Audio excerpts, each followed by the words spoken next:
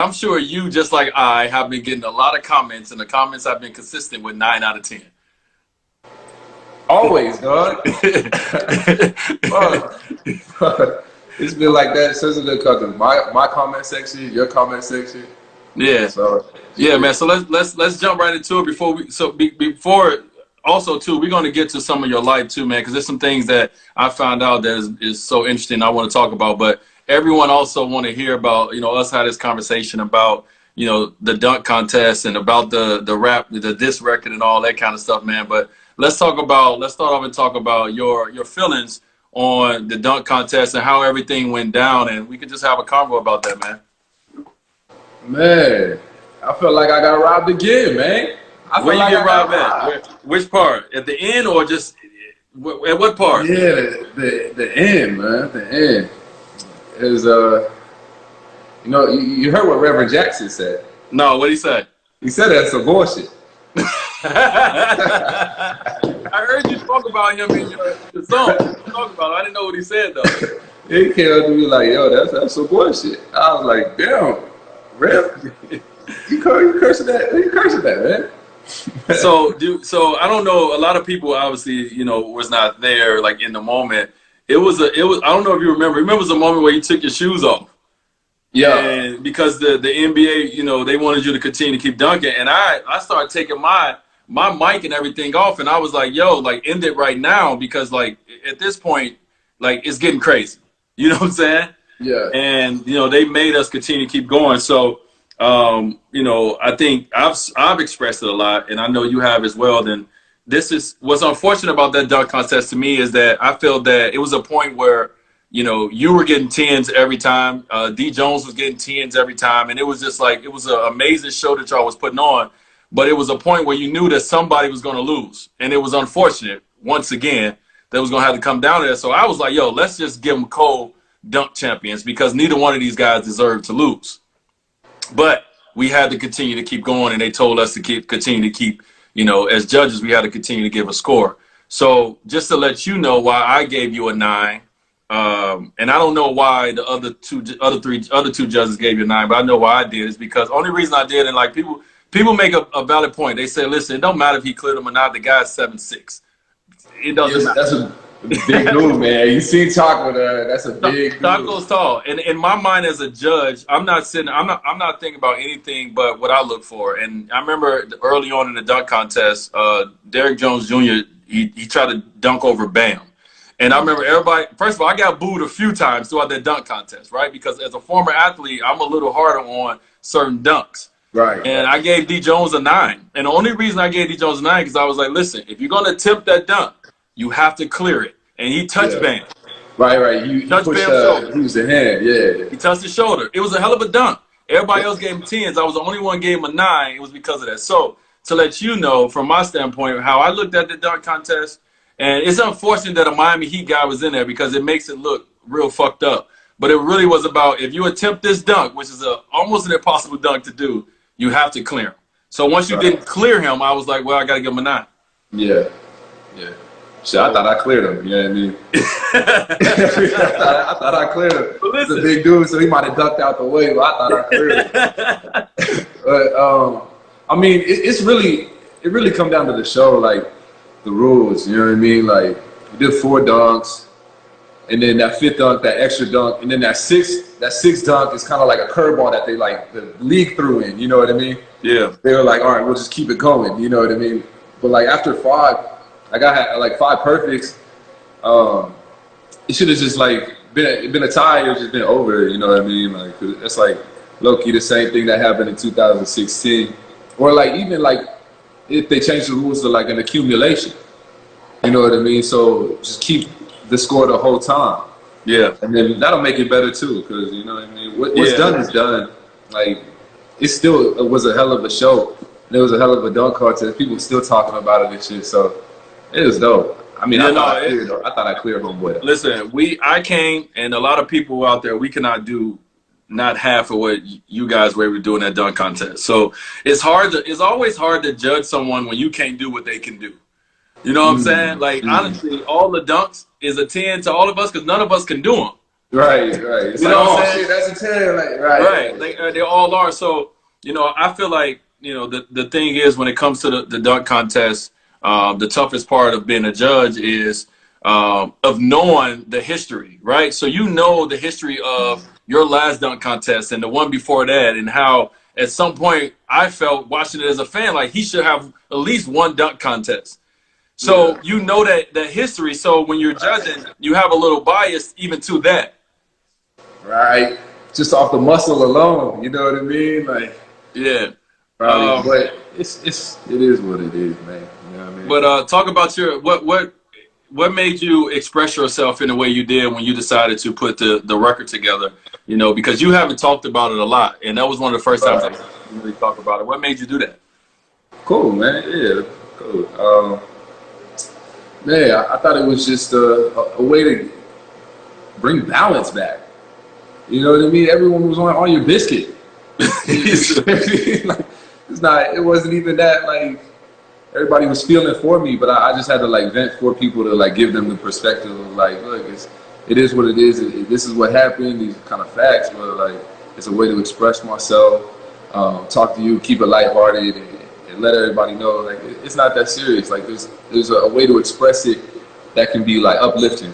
You know what I mean? Like, Yeah, yeah. so that's what it was. Like, Keep it bro, light. like, Keep it light. you a legend, dog. You already know that. You a legend.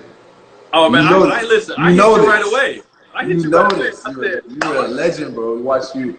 One of the lines was, "I used to hoop in your Converse so comfortably." yeah, Yeah, yeah. you had the line of Converse. I used to play in them shit so like, you know what I mean. So you legend to me, bro. And I never take like real shots at a legend. That's OG, and that's just respect. So I just did it in a way that I thought people would enjoy, and Yeah, yeah. just continue to make music, man. Yeah, man. And first of all, I appreciate that. And second of all, how about I didn't know that it was even remotely about me until I heard that line. When I heard the Converse line, I was like, "Oh shit! Wait, he talking about me right Yeah, here." you were like, oh shit. At You're first, I like, was like, oh. "Okay, he's like 9 out of 10. Okay, he talking about the dunk contest in a creative way." And then I heard I used to hoop in your Converse so comfortably. I'm like, "Hmm, I think he's talking about me." Uh, but let's talk about that. Let's talk about the fact that obviously, and I give no fuck about what the comments people say, good or bad. Yeah, But right. let's talk about the fact that I'm the only judge out of the other two judges that gave you a 9 that is getting the shit, right? Like Yeah. the majority was 3 people out of 5 gave you a 9, but I'm the only one that get the shit. Why you think Right. Right. Okay, okay. that? So, all right. Chadwick Boseman. Like, he's a great actor, bro. Like, he kill him. But that's a wash, bro. He's like 5'5", 5'4". So it's like, So he should have gave you a 10 automatically. yeah, exactly, bro. How could he even give me a 9 for he 5'4"? All right, so that's a wash, bro. I'll just give him a pass because he don't know no better. All right, he Okay. don't know better. With Scottie said that y'all were all in agreement, and the Miami boys. You know what I mean? That's what it comes down to. The Wait, Miami. what you mean? Scotty said we was all in agreement. What was your take on that? He said something. I don't know where. It might have been the jump where he was talking about. Yeah, we were all gonna give him the score equaled out. So the score was the same, as DJs. Okay. And then they all put a score in, and then once the score came out, everybody was like, right down to you, and he was like, Listen, you know what I mean? listen. Like, and that's that. You know it's crazy. So it came down to the Miami boys, right? It's because Listen, of the Miami boy. that's He so took funny. home the trophy. That's so funny that that's the way that it's perceived, right? So here it goes from my perspective. Once Derrick Jones Jr. had that one dunk, I think he did a windmill from like one step inside the free throw line. He did the one hand windmill, right? Me being the first judge, I tried to go first most of the time, being the first judge, right? So once I looked down and seen that everybody else I think it was 2 judges that gave him a 9 and he had a 48. So as judges, we had a sidebar like, yo, no matter what happens on this dunk, miss, not a great dunk, let's make sure that it's even. Let's make sure that both of these guys, like, let's put it on the NBA, you know, more so than us, because it should, at this point, it should be co-champions. Like, both of these guys deserve a championship. So once we got to the next one, it was all about making sure the score was equal. Yeah. Right? So once we start going, I didn't look at anybody else's. Once we like huddled up, we like, all right, we're gonna make sure it's equal. I was like, all right, I didn't feel like he cleared, so I'm gonna give a 9. I'm like, Candace, what are you gonna do? She's like, I'm gonna give a 10. So I didn't get a chance to talk to Scottie and them. I'm thinking like, okay, 2 judges will give a 9 and 3 judges will get a 10, and that would give us the exact same score. And once I see Scottie put a 9, we all was like, oh shit. It's about shit. I know, but there's only like a couple of people that think D. Jones should have won, though. You know what I mean? It's you and D. Jones. That's bullshit right there. Listen, let me say something. I'm not saying that he should have won or you should have won. I feel like, for me, I thought that it was a wash. I felt like his dunks was spectacular. Yeah. Oh, for sure, bro. He was flying, dog. He was flying. But I feel like, for me, at some point, once we start going and because of the rules, right? Because it's not about the total score as much as it is about the rounds. Yeah. Right? Like once we start going so far, because if it was total score, you would have won. Right. But it wasn't. They didn't total it up. It went by the rounds of the dunks. Right. The last dunk, 3 judges felt that you did a 9 out of 10. It wasn't that we didn't feel you lost the dunk contest overall. It was about the dunk more so than the dunk contest, because I gave you 10s every time. Yeah. Until that last dunk. I appreciate that. You so know, I'm just explaining the one off the side of the glass was crazy though. And you deserve more than 10. That's what I'm saying. Off the side of the glass, the 360 scoop off the side of the glass, like. Boy. No, I think hopefully this helps the NBA come up with a different way to figure out a way to total up the dunk contest, because in this position that we were put in, you got screwed, right? And I'm not saying you got screwed from the standpoint that D. Jones shouldn't have won, but just overall from your body of work throughout the dunk contest, at the end you end up getting screwed from the standpoint of how the rules are. So I feel like going forward, they need to make it where it's all about the total body of work of the winner more so than each round dunk. Yeah, right. Like the accumulation, like add up all the scores. And hey, but D. Jones is a bad motherfucker now. Let's not. Yeah, he be flying, dog. He be flying. Hey, listen. I don't get it twisted at all, dog. He be flying. So first of all, as my guy Common just said, one of the judges said, one of the greatest dunk contests ever. Yeah, facts. What you know how Tiger and I think Phil did that golf off where they made a lot of money to play with each other. What you think about you and D. Jones doing a dunk off versus each other? Just y'all two. What's up? Shit, if the cheese is right, come on, dog. Jumping in. I jump over Frosty if the cheese is right, dog. We cool with you. Right, it's cold though. It's like what's cold is the like for not winning. Like I didn't get the Slam magazine cover. You know what I mean? I didn't get a couple of more commercials and like endorsement deals. You know what I mean? So there's like a couple of things that could have went in my favor. But it's cool though. But it's cool. It's like you were saying, like, you know, people remember Vince, MJ, and Blake. You know what I mean, for the dunk contest, but they also remember them for how they play.